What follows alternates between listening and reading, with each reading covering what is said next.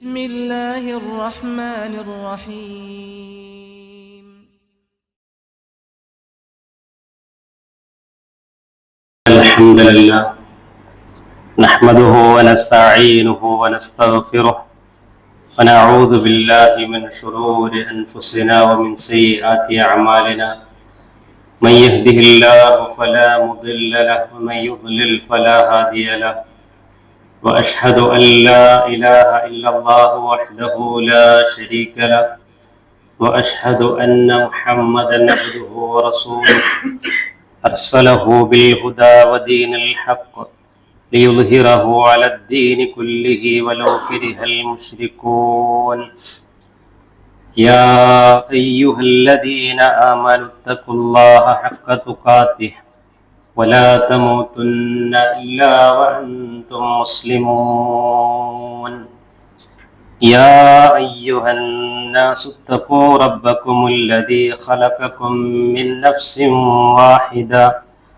وخلق منها زوجها وبث منهما رجالا كثيرا ونساء واتقوا الله الذي تساءلون به والأرحام إن الله كان عليكم رقيبا يا أيها الذين آمنوا اتقوا الله وقولوا قولا سديدا يصلح لكم أعمالكم ويغفر لكم ذنوبكم ومن يطع الله ورسوله فقد فاز فوزا عظيما أما بعد فإن خير الكتاب كتاب الله وخير الهدي هدي محمد صلى الله عليه وسلم وشر الأمور محدثاتها وكل محدثة بدعة وكل بدعة ضلالة وكل ضلالة في النار. സ്നേഹധന്യരായ സത്യവിശ്വാസികളെ, സഹോദരങ്ങളെ, അല്ലാഹു സുബ്ഹാനഹു വ തആലയുടെ വിധിവിലക്കുകളും നിയമ നിർദ്ദേശങ്ങളുമെല്ലാം പാലിച്ചും സൂക്ഷിച്ചും നാം ഓരോരുത്തരും ജീവിക്കണമേ എന്ന് ഓർമ്മപ്പെടുത്തുന്നു, വസിയത്ത് ചെയ്യുന്നു. അല്ലാഹു സുബ്ഹാനഹു വ തആല അവൻ ഇഷ്ടപ്പെടുന്ന ഏറ്റവും നല്ല വിശ്വാസികളിൽ റബ്ബ് നമ്മയെല്ലാം ഉൾപ്പെടുത്തി അനുഗ്രഹിക്കുമാറാവട്ടെ. ഈ ലോകത്ത് ജനിക്കാനും ഇവിടെ ജീവിക്കാനും സാധിക്കുന്നു എന്നത് അല്ലാഹു സുബ്ഹാനഹു വ തആല നമുക്ക് നൽകിയ വലിയൊരു അനുഗ്രഹമാണ്.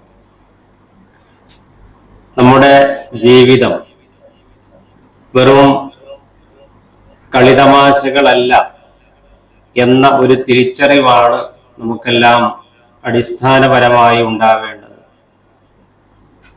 ഈ ആകാശവും ഈ ഭൂമിയും ഒന്നും നാം വെറുതെ സൃഷ്ടിച്ചതല്ല, കളിതമാശയ്ക്ക് വേണ്ടിയല്ല എന്ന് ഖുർആൻ ഇടയ്ക്കിടെ ഉണർത്തുന്നത് കാണാം. അപ്പോൾ നമ്മുടെ ജീവിതം അത് അർത്ഥവത്താകണം, പ്രതിഫലാർഹമാകണം, നാളെ മീസാനിലേക്കുള്ള മൂലധനമായി നമ്മുടെ ഓരോ നിമിഷങ്ങളും മാറണം. നമുക്കറിയാം, നമ്മൾ ഉപയോഗിക്കുന്ന പലതും ഒരു സ്വിച്ച് ഇട്ടാൽ വർക്ക് ചെയ്യുന്നതാണ്. ഒരു വാഷിംഗ് മെഷീൻ ആയാലും മിക്സി ആയാലും കറങ്ങുന്ന ഒരു ഫാൻ ആയാലും എല്ലാം ഒരു സ്വിച്ച് ഇട്ടാൽ അത് ഓണാകുന്നു, അത് ഓഫാക്കുമ്പോൾ അത് ഓഫാകുന്നു. അപ്പൊ യാന്ത്രികമായ ഒരു പ്രവർത്തനം അവിടെ നടക്കുകയാണ്. ഇങ്ങനെ ആവരുത് എന്നാണ് പണ്ഡിതന്മാർ പറയുന്നത്. അതായത് തക്ബീറത്തുൽ ഇഹ്റാം ചൊല്ലി കൈകെട്ടിയാൽ അവസാനം സലാം വീട്ടുമ്പോൾ അതിനിടയിൽ നമ്മൾ നമസ്കരിച്ചത്, നമ്മൾ റുക്കൂ ചെയ്തത്, നമ്മൾ സുജൂദ് ചെയ്തത്, അതിനിടയിൽ നാം ചൊല്ലിയ പ്രാർത്ഥനകൾ, ഇത് മനസ്സറിയാതെ പോകരുത്. മറിച്ച് നാം ചെയ്യുന്ന ഓരോ കർമ്മങ്ങളും അറിഞ്ഞുകൊണ്ടാവണം. അതെന്താണ്, അതെന്തിനാണ് എന്ന് കൃത്യമായി മനസ്സിലാക്കിക്കൊണ്ടാവണം. വിശുദ്ധ ഖുർആനിലെ സൂറത്തുൽ മുഅ്മിനൂൻ 23-ാം അധ്യായം 115-ാം വചനം അല്ലാഹു സുബ്ഹാനഹു വ തആല വളരെ ഗൗരവത്തോടുകൂടി ഈ ലോകത്തെ ഉത്കൃഷ്ട സൃഷ്ടിയായി പടയ്ക്കപ്പെട്ട മനുഷ്യനോട് ചോദിക്കുന്ന ഒരു ചോദ്യം ഇതാണ്: അഫ ഹസിബത്തും അന്നമാ ഖലഖനാകും അബസ വഅന്നകും ഇലൈനാ ലാ തുർജഊൻ. അഫ ഹസിബത്തും അന്നമാ ഖലഖനാകും അബസ, നിങ്ങൾ വിചാരിച്ചിരിക്കുന്നുവോ നിങ്ങളെ നാം വൃഥാ സൃഷ്ടിച്ചതാണ് എന്ന്? വഅന്നകും ഇലൈനാ ലാ തുർജഊൻ, നമ്മിലേക്ക് നിങ്ങൾ മടക്കപ്പെടുകയുമില്ല എന്നാണോ നിങ്ങളുടെ വിചാരം? അല്ലാഹുവിന്റെ ചോദ്യമാണ്. ഈ ഒരു ചോദ്യം ആഴത്തിൽ നമ്മുടെ മനസ്സിലേക്ക് എത്തണം.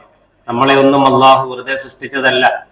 മനുഷ്യരെന്നല്ല ലോകത്തുള്ള ഒരു പടപ്പിനെയും, ജീവൻ ഉള്ളതിനെ ജീവനില്ലാത്തതിനെ, നമ്മളൊക്കെ ഇങ്ങനെ വിചാരിക്കുക, ഈ ഒരു ചെടി മനുഷ്യർക്ക് ആർക്കും അല്ലെങ്കിൽ ആർക്കും ഉപകാരപ്പെടാത്ത ഈ ഒരു കാട് അല്ലെങ്കിൽ ഈ ഒരു സസ്യം എന്തിനാണിത്, അല്ലെങ്കിൽ ഈ ഒരു മൃഗം അല്ലെങ്കിൽ ഈ ഒരു ജീവി, അങ്ങനെ ഓരോന്നിനെ പറ്റിയും ഇതിനൊക്കെ എന്തിനാണ് പടച്ചു വിട്ടിരിക്കുന്നത് നമ്മൾ വിചാരിക്കും. അല്ലാഹു സുബ്ഹാനഹു വ തആല സൃഷ്ടിച്ച ഓരോന്നിനും അതിൻ്റെതായ ഉദ്ദേശ്യ ലക്ഷ്യങ്ങളും ഹിക്മത്തുകളും ഉണ്ട്.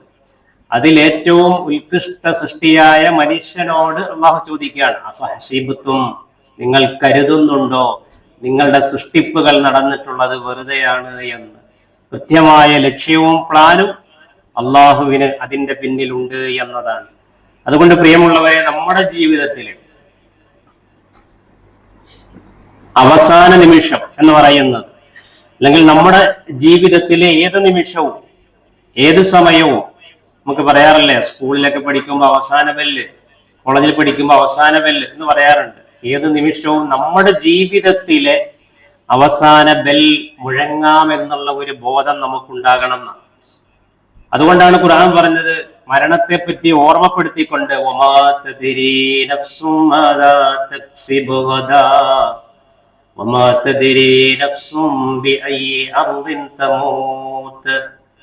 നാളെ പലതും പ്ലാൻ ചെയ്തു വെച്ചു, പലതും ചെയ്യണമെന്ന് വിചാരിച്ചു. പക്ഷെ നിന്റെ ജീവിതത്തിൽ എന്താണ് നീ പ്ലാൻ ചെയ്തതിനപ്പുറം നടക്കുക എന്ന് നിനക്കറിയുകയില്ല.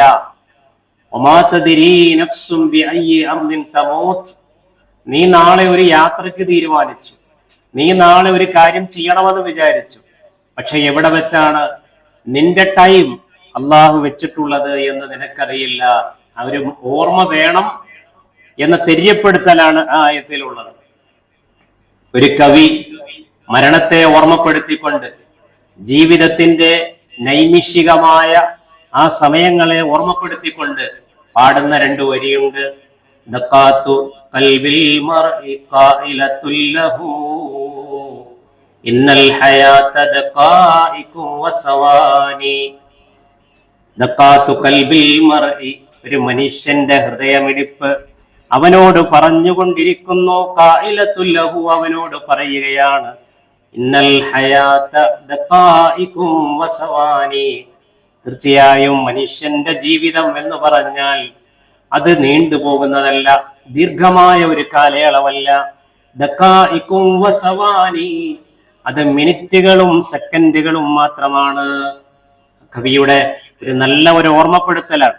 അപ്പൊ അള്ളാഹുവിന് വിധേയമാക്കപ്പെട്ട, അല്ലെങ്കിൽ അള്ളാഹുവിന് വിധേയപ്പെട്ടുകൊണ്ടാവണം നമ്മുടെ ഓരോ നിമിഷവും ഓരോ സമയവും കടന്നു പോകേണ്ടത് എന്നുള്ള ഒരു ഓർമ്മപ്പെടുത്തലാണ് ആ ആയത്തുകളിലും അല്ലെങ്കിൽ അതുപോലെ തന്നെ ആ കവി വചനങ്ങളിലുമൊക്കെയുള്ളത്.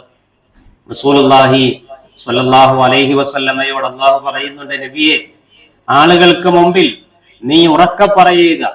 എന്താ പറയേണ്ടത്? ഖുൽ ഇന്ന സ്വലാത്തി വനുസുകി വമഹ്യായ വമമാതി ലില്ലാഹി റബ്ബിൽ ആലമീൻ. ഖുൽ, നബിയെ, അങ്ങ് പറയുക, ഇന്ന സ്വലാത്തി, എന്റെ നമസ്കാരവും, വനുസുക്കി, എന്റെ ബലികർമ്മങ്ങളും, വമഹ്യായ വമമാതി, എന്റെ ജീവിതവും എന്റെ മരണം പോലും, ലില്ലാഹി റബ്ബിൽ ആലമീൻ, ലോകങ്ങളുടെ റബ്ബായ അള്ളാഹുവിനു വേണ്ടിയാകുന്നു. അതുകൊണ്ട് ലാ ശരീക ലഹ്, അവന് മാത്രം വിധേയമായിട്ടാണ് ഒരു വിശ്വാസി ജീവിക്കേണ്ടത്. അവനിൽ യാതൊന്നിനെയും ഞാൻ പങ്കുചേർക്കുകയില്ല. വബിദാലിക ഉമിത്, അതാണ് എന്റെ റബ്ബ് എന്നോട് കൽപ്പിച്ചത്. വഅന അവ്വലുൽ മുസ്ലിമീൻ, അള്ളാഹുവിന് കീഴ്പ്പെടുന്നവരിൽ ഒന്നാമനാകുന്നു ഞാൻ എന്ന് പ്രഖ്യാപിക്കാൻ റസൂലുള്ളാഹി സ്വല്ലല്ലാഹു അലൈഹി വസല്ലമയോട് അള്ളാഹു സുബ്ഹാനഹു വ തആല ആവശ്യപ്പെടുകയാണ്. നമ്മുടെ ഓരോ ദിവസവും ആരംഭിക്കേണ്ടത്, നമ്മളെന്നും രാത്രി കിടക്കുന്നു, രാവിലെ എഴുന്നേൽക്കുന്നു, നേരത്തെ പറഞ്ഞതുപോലെ ഒരു സ്വിച്ചിട്ടാൽ എന്നതുപോലെ ആവരുത് നമ്മുടെ ഓരോ കിടപ്പും ഓരോ ഉണരലും. മറിച്ച് നമ്മുടെ ഓരോ ദിവസവും ആരംഭിക്കേണ്ടത് കൃത്യമായ ഒരു തീരുമാനത്തോടെയും ബോധപൂർവമായ ഒരുക്കത്തോടു കൂടിയുമാകണം എന്നതാണ്. ഒരുക്കമില്ലാതെ ഒന്നും ഭംഗിയാകില്ല എന്ന് നമുക്കറിയാം. വീട്ടിൽ മകന്റെ ഒരു കല്യാണം നടക്കുമ്പോൾ എത്ര ദിവസം കൊണ്ടാണ് ആ കല്യാണം ഭംഗിയാക്കാൻ നമ്മൾ ഒരുങ്ങുന്നത്. ഒരു പുതിയ വീട്ടിലേക്ക് നമ്മൾ താമസിക്കുമ്പോൾ 1-2 വർഷമെടുത്ത് എത്രയോ അധ്വാനത്തിന്റെ ഒരുക്കത്തിന്റെ ഭാഗമായിട്ടാണ് ഒരു പുതിയ വീട്ടിലേക്ക് നമ്മൾ കയറുന്നത്. അങ്ങനെ ഏത് കാര്യം എടുത്തു നോക്കിയാലും, എന്തെടുത്തു നോക്കിയാലും ഒരുക്കമില്ലാതെ ഒന്നും ഭംഗിയാവില്ല, ഒരുക്കമില്ലാതെ ഒന്നും വിജയിക്കില്ല എന്ന് നമുക്ക് മനസ്സിലാക്കാൻ സാധിക്കും. ഒന്ന് മുന്നോട്ട് കയറിയിരുന്നാൽ കുറച്ച് അല്ലെ. വൈകി ഉറങ്ങുക, വൈകി എഴുന്നേൽക്കുക എന്നതാണ് സത്യത്തിൽ പ്രവാസികളായ നമ്മളെ സംബന്ധിച്ചിടത്തോളം നമ്മുടെ ഒരു സുന്നത്ത്. പ്രവാസികളായ നമ്മൾ ഏറെ ശ്രദ്ധിക്കേണ്ട ഒരു കാര്യമാണ്. റസൂലുള്ളാഹി സ്വല്ലല്ലാഹു അലൈഹി വസല്ലം പറഞ്ഞെന്താ? അന്നൗമുൽ മുബക്കിർ വൽ ഇസ്തിഖാദുൽ മുബക്കിർ. വൈകി ഉറങ്ങുക എന്നതല്ല, ഒരുപക്ഷെ നമ്മുടെ ആ ജോലിയുടെ അനിവാര്യത കൊണ്ട് ചിലപ്പോൾ നമ്മൾ വൈകിപ്പോകും. നബി പഠിപ്പിച്ചു, സഹോദരങ്ങളെ, നിങ്ങൾ നേരത്തെ കിടക്കുക, നേരത്തെ എഴുന്നേൽക്കുക. വൈകി ഉറങ്ങുക എന്നത് പ്രവാചക സുന്നത്തിനെതിരാണ്. ഒരാളെ പറ്റി നബി സല്ലല്ലാഹു അലൈഹി വസല്ലമയുടെ അടുത്ത് വന്ന് പരാതി പറയാണ്. ذكر عند النبي رجل نام حتى اصبح فقال ذاك رجل بال الشيطان في اذنيه. ഒരു മനുഷ്യൻ അവൻ വൈകിയാണ് എഴുന്നേൽക്കുന്നത് നബിയെ എന്ന് പറഞ്ഞപ്പോൾ നബി സല്ലല്ലാഹു അലൈഹി വസല്ലം പറഞ്ഞു, ആ മനുഷ്യന്റെ ചെവിയിൽ പിശാച് മൂത്രമൊഴിച്ചിരിക്കുന്നു, അതുകൊണ്ടാണ് അവൻ വൈകി എഴുന്നേൽക്കുന്നത്. തഹജ്ജുദോ സുബഹിയോ നമസ്കരിക്കാതെ ഉറങ്ങുന്ന ഒരാളെ പറ്റിയാണ് അവിടെ റസൂലുള്ളാഹിയോട് പറഞ്ഞത്. അപ്പൊ നബി പറഞ്ഞ മറുപടിയായിരുന്നു അത്. അതുകൊണ്ട് പ്രിയമുള്ളവരെ, ഒരു വിശ്വാസിയുടെ ഒരു ദിവസത്തിന്റെ തുടക്കം എന്ന് പറയുന്നത് തഹജ്ജുദ് കൊണ്ടാവണം, തഹജ്ജുദ് നമസ്കാരം കൊണ്ടാവണം. അത് വലിയൊരു തൗഫീഖാണ്, അത് വലിയൊരു അനുഗ്രഹമാണ്. അല്ലാഹു സുബ്ഹാനഹു വ തആല അവൻ ഇഷ്ടപ്പെടുന്നവരുടെ സ്വഭാവ ഗുണം പറഞ്ഞപ്പോ, അവൻ ഇഷ്ടപ്പെടുന്ന ആളുകളുണ്ട്, അവൻ ഇഷ്ടപ്പെടുന്നവരുണ്ട്. ആ ഇഷ്ടപ്പെടുന്നവരുടെ സ്വഭാവ ഗുണങ്ങൾ പറഞ്ഞപ്പോ അല്ലാഹു സുബ്ഹാനഹു വ തആല പ്രത്യേകം പരാമർശിച്ചു, വല്ലദീന യബീതൂന ലിറബ്ബിഹിം സുജ്ജദൻ വഖിയാമാ. രാത്രിയുടെ അന്ത്യയാമങ്ങളിൽ അല്ലാഹുവിന് വേണ്ടി സുജൂദ് ചെയ്യുന്ന, അല്ലാഹുവിന് വേണ്ടി ദീർഘമായി നിന്ന് നമസ്കരിക്കുന്ന ആളുകൾ, അവരാകുന്നു അല്ലാഹുവിന് പ്രിയപ്പെട്ടവർ എന്ന്. വേറൊരായത്ത് സൂറത്ത് ദാരിയാത്തിലെ 18-ാം വചനം, വബിൽ അസ്ഹാരി ഹും യസ്തഗ്ഫിറൂൻ.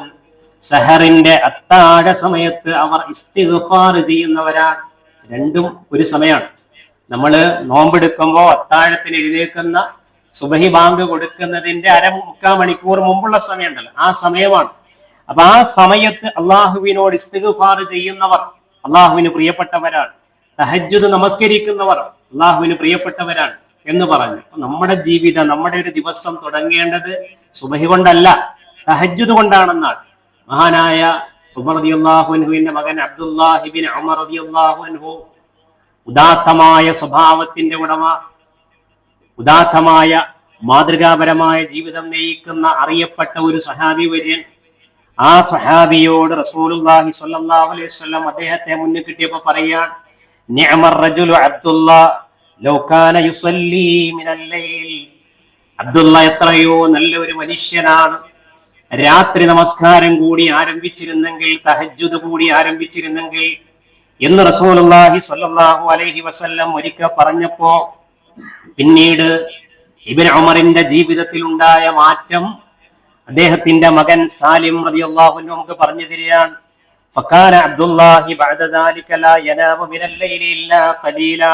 സ്വഹീഹ് മുസ്ലിമിൽ വന്നിട്ടുണ്ട്, പിന്നെ എന്റെ ഉപ്പ രാത്രിയിൽ അല്പസമയമല്ലാതെ ഉറങ്ങാറില്ലായിരുന്നു. എന്റെ ഉപ്പയുടെ ഉറക്കം കുറഞ്ഞു, രാത്രി നമസ്കാരത്തിന്റെ സമയം വർദ്ധിച്ചു. റസൂലുള്ള ഒരു ഉപദേശം കൊടുത്തപ്പോ ജീവിതത്തിൽ അത് മാറി വലിയ മാറ്റം ഉണ്ടാക്കി എന്നുള്ളതാണ്. അത്തരം മാറ്റങ്ങൾ തീർച്ചയായും സഹോദരങ്ങളെ നമ്മുടെ ജീവിതത്തിൽ ഉണ്ടാവണം. തഹജ്ജുദ് തുടങ്ങിയിട്ടില്ലെങ്കിൽ അത് തുടങ്ങാൻ നമുക്ക് കഴിയേണ്ടതുണ്ട്. മഹാനായ സഈദ് ഇബ്നു മുസയ്യിബ് റളിയല്ലാഹു അൻഹു പറയുന്നുണ്ട്, ഇന്ന റജുല ലയുസല്ലി ബില്ലൈലി ഫയജഅലുല്ലാഹു ഫീ വജ്ഹിഹി നൂറ. ഒരു മനുഷ്യൻ തഹജ്ജുദ് നമസ്കരിക്കുമ്പോൾ അവന്റെ മുഖത്ത് അള്ളാഹു പ്രത്യേകമായ ഒരു നൂറ് കൊടുക്കും, പ്രകാശം കൊടുക്കും. യുഹിബ്ബുഹു അലൈഹി കുല്ലു മുസ്ലിമിൻ. എല്ലാ മുസ്ലിമും അവൻ തഹജ്ജുദ് നമസ്കരിക്കുന്നത് കൊണ്ട് അവനെ ഇഷ്ടപ്പെടും. ഫയറാഹു മല്ലം യറഹു ഖത്തു. ആ മനുഷ്യനെ ജീവിതത്തിൽ ഒരിക്കൽ പോലും കണ്ടിട്ടില്ലാത്ത ഒരാളാണ് അവനെ അഭിമുഖീകരിക്കുന്നതെങ്കിൽ പോലും. എന്നിട്ട് ആ മനുഷ്യൻ പറയുന്ന, ഇന്നി ലഉഹിബ്ബു ഹാദ റജുൽ, എനിക്ക് ഈ മനുഷ്യൻ എന്തോ വല്ലാത്തൊരു ഇഷ്ടം തോന്നുന്നു. അത് തഹജ്ജുദ് കൊണ്ട് അള്ളാഹു നൽകുന്ന ഒരു തൗഫീഖാണ് എന്ന് റസൂലുള്ളാഹി പിന്നെ സഈദ് ഇബ്നു മുസയ്യിബ് റളിയല്ലാഹു അൻഹു നമുക്ക് പറഞ്ഞു തരികയാണ്. അപ്പൊ ഇങ്ങനെയുള്ള അറിഞ്ഞുകൊണ്ട് ആരംഭിക്കുന്ന ദിവസങ്ങളാവണം, സമയങ്ങളാവണം നമ്മുടെ ഓരോരുത്തരുടെയും ജീവിതത്തിൽ. അപ്പോഴാണ് അള്ളാഹുവിന്റെ തൗഫീഖ് നമുക്കെല്ലാം ഉണ്ടാവുക. റബ്ബത്തരക്കാരിൽ നമ്മെ എല്ലാം ഉൾപ്പെടുത്തി അനുഗ്രഹിക്കുമാറാവട്ടെ.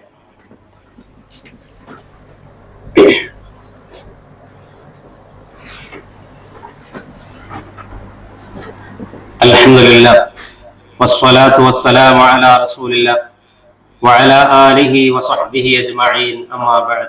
ഇത്തഖുല്ലാഹ ഇബാദല്ലാഹ്. നമ്മുടെ ഓരോരുത്തരുടെയും ജീവിതം ഓരോ ദിവസവും ആരംഭിക്കുന്നത് ബോധപൂർവമാകണമെന്നും ശ്രദ്ധാപൂർവമാകണമെന്നും നമ്മൾ സൂചിപ്പിച്ചു. തഹജ്ജുദ് ഒരു വിശ്വാസിയുടെ ജീവിതത്തിൽ ഉണ്ടാവേണ്ട, അനിവാര്യമായും ഉണ്ടാകേണ്ട വലിയൊരു ഗുണമാണ്.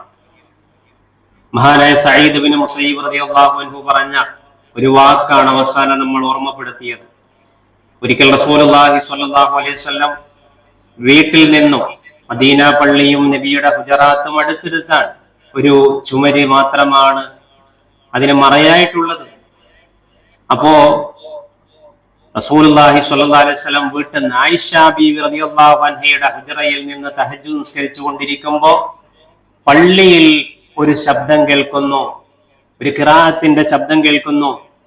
അപ്പോ നബി സല്ലല്ലാഹു അലൈഹി വസല്ലം ആയിഷ ബീവി റളിയല്ലാഹു അൻഹയോട് ചോദിക്കുകയാണ്, അസൗതു അബ്ബാദൻ ഹാദാ, ആയിഷ അത് അബ്ബാദിന്റെ ശബ്ദമാണോ കേൾക്കുന്നത്? ഖുൽതു നഅം, അതെ അബ്ബാദ് ഓതുന്ന ശബ്ദമാണ് കേൾക്കുന്നത്. റസൂലുള്ള പ്രാർത്ഥിക്കുകയാണ്, അല്ലാഹുമ്മ റഹം അബ്ബാദ, അല്ലാഹുവേ അബ്ബാദിന് നീ കാരുണ്യം ചൊരിയണമേ. പ്രവാചകൻ സല്ലല്ലാഹു അലൈഹി വസല്ലമയുടെ ഒരു പ്രാർത്ഥന ലഭിക്കാൻ പോലും അദ്ദേഹത്തിന്റെ ആ നമസ്കാരം പര്യാപ്തമായി എന്നുള്ളതാണ്. പ്രവാചകന്റെ പ്രത്യേകമായ ഒരു പ്രാർത്ഥന ലഭിക്കുക എന്ന് പറഞ്ഞാൽ വലിയൊരു അനുഗ്രഹമാണ്. അപ്പൊ ആ ഒരു കർമ്മം കൊണ്ട് ആ ഒരു മഹത്തായ പ്രാർത്ഥന ലഭിക്കുകയാണ്. നോക്കൂ, പ്രവാചകൻ സല്ലല്ലാഹു അലൈഹി വസല്ലം പറയുന്നത് കാണാം, ഒരു ഭർത്താവിനെ പറ്റി, ഒരു ഭാര്യയെ പറ്റി എന്താണ് പറഞ്ഞതെന്നറിയുമോ? ഒരു ഭർത്താവ് രാത്രി അയാൾ എഴുന്നേൽക്കുന്നു, എന്നിട്ട് തഹജ്ജുദ് നിസ്കരിക്കാൻ ഒരുങ്ങാണ്. അപ്പൊ ഭാര്യ ഉറക്കമാണ്. ഉടനെ എന്ത് ചെയ്തു? ഭാര്യയെ വിളിച്ചു. അപ്പൊ ഭാര്യ എഴുന്നേറ്റില്ല. അപ്പൊ അദ്ദേഹം എന്ത് ചെയ്തു? കുറച്ച് വെള്ളം എടുത്തിട്ട് ആ ഭാര്യയുടെ മുഖത്ത് നനച്ചു. എന്നിട്ട് അവളെയും വിളിച്ചെഴുന്നേൽപ്പിച്ചു. രണ്ടുപേരും തഹജ്ജുദ് നിസ്കരിച്ചു. നേരെ തിരിച്ചു നബി പറയുന്നുണ്ട്, ഒരു പെണ്ണ്, ഒരു വീട്ടിലെ പെണ്ണ്, ഭാര്യ, അവൾ ആദ്യം നിസ്കരിക്കാൻ എഴുന്നേറ്റു. ഭർത്താവ് ഉറക്കാണ്. അദ്ദേഹം അവൾ എഴുന്നേറ്റിട്ട് ഭർത്താവിനെ തട്ടി വിളിച്ചു. അപ്പൊ അദ്ദേഹം എഴുന്നേൽക്കുന്നില്ല. ഉടനെ കുറച്ച് വെള്ളം കൊണ്ടുവന്ന് മുഖത്ത് തളിച്ച്, എന്നിട്ട് ഭർത്താവിനെ വെള്ളം തളിച്ച് വിളിച്ച് എഴുന്നേൽപ്പിച്ചു. എന്നിട്ട് അദ്ദേഹത്തെയും ആ നമസ്കാരത്തിൽ പങ്കാളിയാക്കി. ഇങ്ങനെയുള്ള ഭാര്യാഭർത്താക്കന്മാർ, അവർക്ക് അള്ളാഹുവിന്റെ പ്രത്യേകമായ റഹ്മത്തുണ്ടാവട്ടെ, കാരുണ്യം വർഷിക്കട്ടെ എന്ന് നബി സല്ലല്ലാഹു അലൈഹി വസല്ലം പ്രാർത്ഥിക്കുന്നുണ്ട്. അപ്പൊ നമ്മുടെ കാര്യങ്ങളിൽ മാത്രം ഒതുങ്ങാതെ അവള് ചെയ്യുന്നെങ്കിൽ ചെയ്യട്ടെ, അവൻ അതങ്ങനെയല്ല. ഒരു കുടുംബത്തെ പറ്റി ഖുർആൻ പറഞ്ഞ എന്താ? യാ അയ്യുഹല്ലദീന ആമനൂ ഖൂ അൻഫുസകും വഅഹ്ലീകും നാറാ വഖൂദുഹാ അന്നാസു വൽ ഹിജാറ അലൈഹാ മലായികത്തുൻ ഗിലാദുൻ ഷിദാദ് ലാ യഅസൂന അല്ലാഹ മാ അമറഹും വയഫ്അലൂന മാ യുഅ്മറൂൻ. ഖുർആനിലെ ശ്രദ്ധേയമായ ആയത്താണിത്. നിങ്ങൾ നിങ്ങളുടെ തടിയെയും നിങ്ങളുടെ കുടുംബത്തെയും കത്തിജ്വലിക്കുന്ന നരകാഗ്നിയിൽ നിന്ന് രക്ഷിക്കാൻ ശ്രമിക്കണം എന്നത് അള്ളാഹുവിന്റെ കൽപ്പനയാണ്. അപ്പൊ നാം മാത്രമല്ല, നമ്മുടെ കുടുംബവും സ്വർഗത്തിലേക്ക് അടുക്കുന്ന കുടുംബമായി മാറണം. നമ്മുടെ ഓരോ ദിവസവും ശ്രദ്ധയോടെയാവണം, ബോധപൂർവമാകണം. തഹജ്ജുദ് കൊണ്ട് ആരംഭിക്കാൻ നമുക്ക് സാധിക്കണം. അല്ലാഹു സുബ്ഹാനഹു വ തആല അതിനുള്ള തൗഫീഖ് നമുക്കെല്ലാം പ്രദാനം ചെയ്യുമാറാവട്ടെ. നമ്മുടെ ജീവിതത്തിൽ അള്ളാഹു എല്ലാവിധ ഖൈറുകളും ബർക്കത്തുകളും പ്രദാനം ചെയ്യുമാറാവട്ടെ. അള്ളാഹുവിന് ഇഷ്ടപ്പെട്ട ഹദിയകൾ, സമ്മാനങ്ങളാണ് സുന്നത്തുകൾ, സുന്നത്ത് നമസ്കാരങ്ങൾ, ഐശ്ചിക കർമ്മങ്ങളുമായി അള്ളാഹുവിലേക്ക് കൂടുതൽ കൂടുതൽ അടുക്കാൻ അള്ളാഹു സുബ്ഹാനഹു വ തആല നമുക്കെല്ലാം തൗഫീഖ് നൽകി അനുഗ്രഹിക്കുമാറാവട്ടെ. നമ്മിൽ രോഗികളായി കഴിയുന്നവർക്ക് അള്ളാഹു പൂർണ്ണമായ ശിഫ പ്രദാനം ചെയ്യുകയും മരണപ്പെട്ടുപോയ സജ്ജനങ്ങളും വിശ്വാസികളുമായവർക്ക് അള്ളാഹു മഗ്ഫിറത്തും റഹ്മത്തും പ്രദാനം ചെയ്യുകയും ചെയ്യട്ടെ. സ്വർഗ്ഗത്തിൽ നാളെ നമുക്കും അവർക്കും ഒത്തുചേരാനുള്ള മഹാഭാഗ്യം അള്ളാഹു പ്രദാനം ചെയ്യട്ടെ. അല്ലാഹു മഗ്ഫിർ ലിൽ മുഅ്മിനീന വൽ മുഅ്മിനാത്ത് വൽ മുസ്ലിമീന വൽ മുസ്ലിമാത്ത് അൽ അഹ്യാഇ മിൻഹും والأموات اللهم أجرنا من النار اللهم أجرنا من النار اللهم أجرنا من النار ربنا توفنا مسلمين والحقنا بالصالحين ربنا لا تجعل في قلوبنا غلا للذين آمنوا ربنا إنك رؤوف رحيم سبحان ربك رب العزة عما يصفون وسلام على المرسلين والحمد لله رب العالمين.